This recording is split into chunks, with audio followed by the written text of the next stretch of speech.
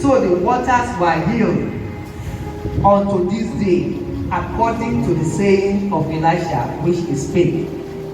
May I prophesy into your life, there will not be anything bitter in your life again in the name of Jesus. You will never weep for sorrow again in the mighty name of Jesus. Anything called barrenness will never experience itself in your life again in the name of Jesus. You will not experience barrenness of the womb. You will not experience barrenness of the pocket. You will not experience barrenness of experience. Everything that God has given you, continue to yield fruitfulness in the name of Jesus. Praise the Lord. We have a situation here. Elijah went to a place called Jericho, and when he got there, the people came and they reported the situation to him. Said the land is okay, it's going well. But then the water that we have there is not good. The water is giving us death. So Elisha provides a solution to them. He said, bring me a new cruse and put salt therein. And he went to the source of that water and he performed the word of the Lord there. Praise God. On water, the water that is bitter. Let's do some statistics here. Do you know that the surface of the earth that we are now, this earth that we are, is more of water than ground. The ground that we have is about 29%. 71% of the earth is water. Surface of it covered by water.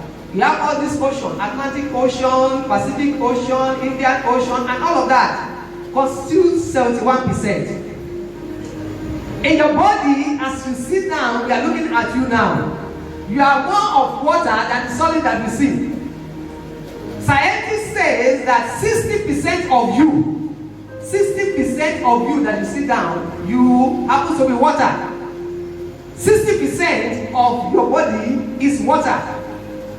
Your brain is more of water than the solid matters. Your lung is more of water than the solid matter that you have there. Even the bone has water in it. About 21% of the bone is water.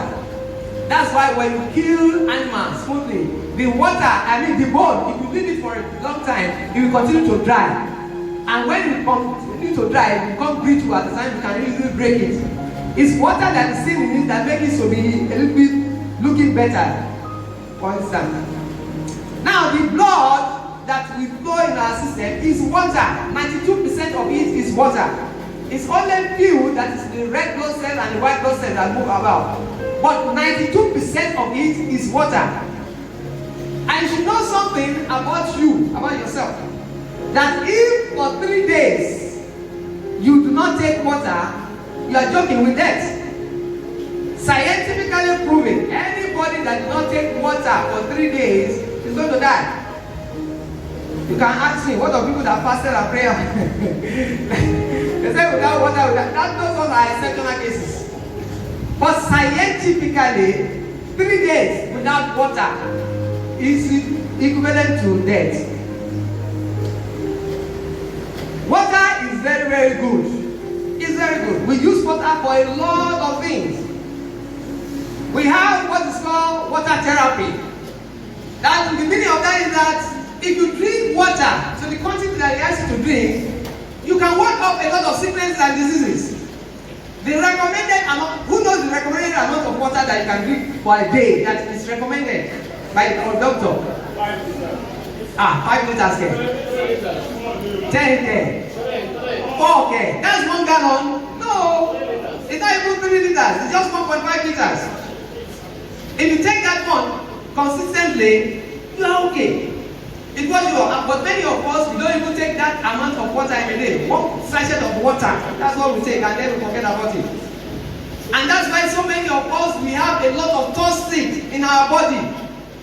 The toxins is there, going about in your body. That's why when you go to pass out urine, the urine is very, very yellow. Thank you very much. All those things, they are toxins. So you need to drink water. You can take consistently 3 pure water in a day. It's okay. It helps your water to circulate. It helps the body to move, and to remove impurity from your body. Water is good. What of cleaning purposes? We use water to clean our body. You use water to wash your body. You use water to clean your plate. You use water to wash your clothes. You use water for a lot of cleaning that you do all around. Water is very good. And when you go to farming, I know about farming in this. All the animals, they require water. If they don't have water, they won't do well. I'm a little bit into poultry. If you don't give your chicken enough water, they will not lay eggs for you. So water is very good. If your pig do not drink water, it will not do well for you. Water is good for agriculture, and they use it for irrigation. They use it for animal husbandry. They use water, rainwater too. It's when rain falls. That's when you can go and plant. Water is very good. What of industrial use? Water is very, very good for industrial purpose. The energy that you use in the industry first, some of it is by water. You call some hydropower, and that's the one that we are using in Kanji Dam. And when that one is generating in the day of ECN, maybe Nigeria is not as big as this there. We have better power then. Hydropower generating very well for us, and we are enjoying it. And if you go to an industry, many businesses use water as their source of raw material. I worked in drink company for a long time. 6 years in Coca-Cola and over 15 years in Guinness. Water is the main thing that we use. Water plus colorant plus sugar is what we drink as Coca-Cola. In short, close to 96% of what we drink is water there. So water is very, very good. And then even for businesses, you can use water for transportation. Most of the things that we receive from overseas, many of them cannot fly through here. If you want to fly it, you pay a lot of money. What they use is that they use water to transport it for us here, and we enjoy it. Water is very good. And even for industry, many of us that are into pure water business, praise the Lord. They purify it and they collect the money. And then people are making cool money. And you know that Nestle business, the one that produce Milo and so, their main product that gives them much money is water. That's their flagship. That's what gives them much more income than all this Milo, Maggi and co. Water is their main thing. It is not common here in Nigeria, but overseas, their water is sought after all over. Water is very good. But you have a case at hand where the water that is very good has now become a source of sorrow to that community. Water that God has given us free of charge, that God has given us for us to use. It has become something that is available but cannot be used. It's available quite alright, but they can't make good use of it. It's more or less like a blessing that has turned out to be a curse unto them. It's supposed to be a blessing, but it turned out to be a curse. And thank God for God that can do all things.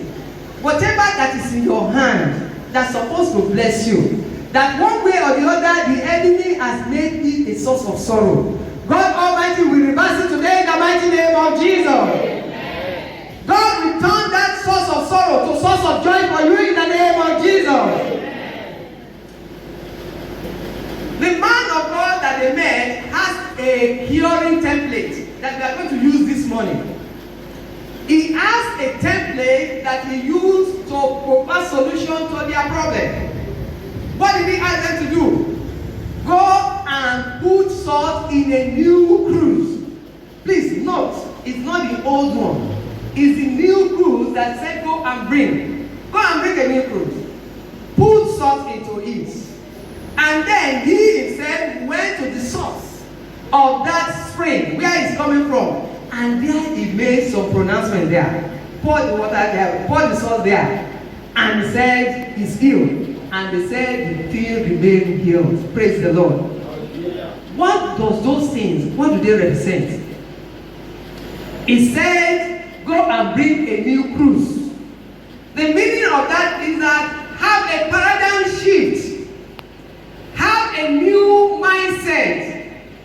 your mind. Don't believe in the old system. Don't believe in the old thing that this cannot work for me. Don't believe in the old thing that this thing is giving me sorrow. Don't believe in the old thing that this one will not give me joy. Change your mind. Have a belief system that knows that there is a solution. Tell your neighbor there is a solution.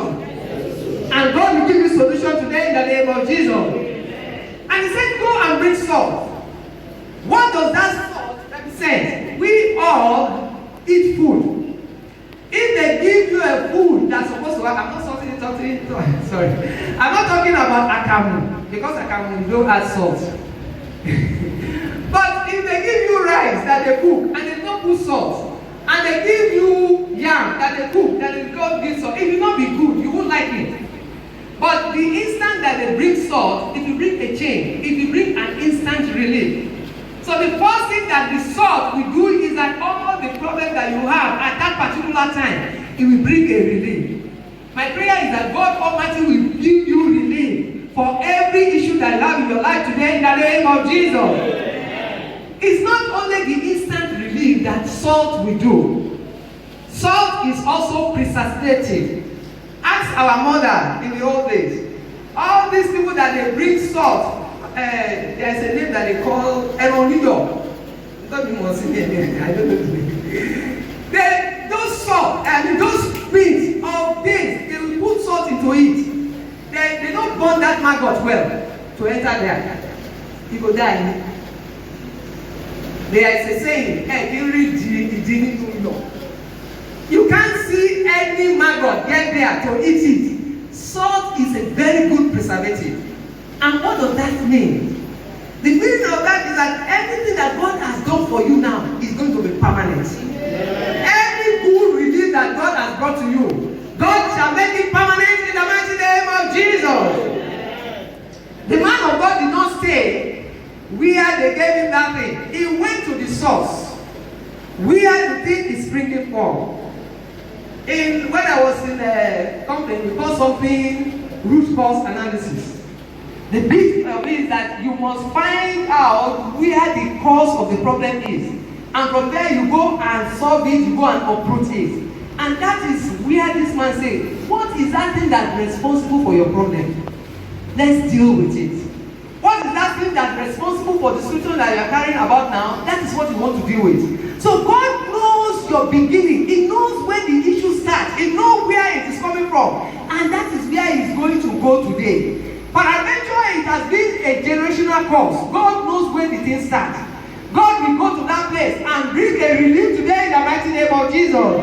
Whatever it is that might be troubling you and I, God will go to the beginning of it and bring a lasting solution in the mighty name of Jesus. And the man of God did not stop there. He made a pronouncement. And that is it. You need to use your mouth to prophesy. You need to use your mouth to make some good pronouncement concerning you, concerning your family, concerning every issue that you have. When people are saying this thing is not working, you need to use your mouth to say it's working. When people are saying you cannot make it, you need to use your mouth to pronounce good things for yourself. Those are the things that the man of God used to relieve the problem. And we need to use it for ourselves, because once it works in one instance, there is every tendency that it can work in another instance. The good thing that worked for them in Jericho, it will work for you and I in the mighty name of Jesus. We have some examples that I want to give. Because of our time, we are going to give 3 examples to bring this thing into real time, into real life, into reality. The first one that I want to talk about is your personal life as yourself. As yourself. According to Genesis 1:18, Genesis 1:18, immediately God finished bringing man. Finished creating man. The Bible says, and God blessed them, and God said unto them, be fruitful and multiply and replenish the earth and subdue it and have dominion over the fish of the sea and over the fowl of the air and over every living thing that move upon the earth. That is the desire of God for you and I. We must have dominion. If you are born onto this earth, that prayer, that blessing is for you. But many of us, from the first day,